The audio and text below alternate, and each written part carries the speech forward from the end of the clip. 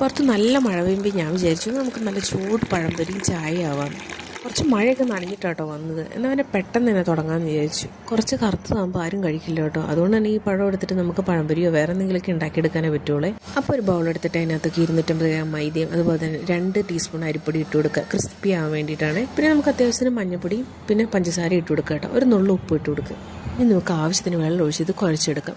അധികം വെള്ളമൊന്നും ചേർക്കേണ്ട, ഒരു കുഴമ്പ് രൂപത്തിലായാൽ മതി, അധികം ലൂസ് ആവരുത്. മാവ് ഒരു 5 മിനിറ്റ് വെയിറ്റ് ചെയ്യുന്ന സമയം കൊണ്ട് നമുക്ക് പഴത്തിൻ്റെ 2 സൈഡും കട്ട് ചെയ്ത് തൊലി കളയാം.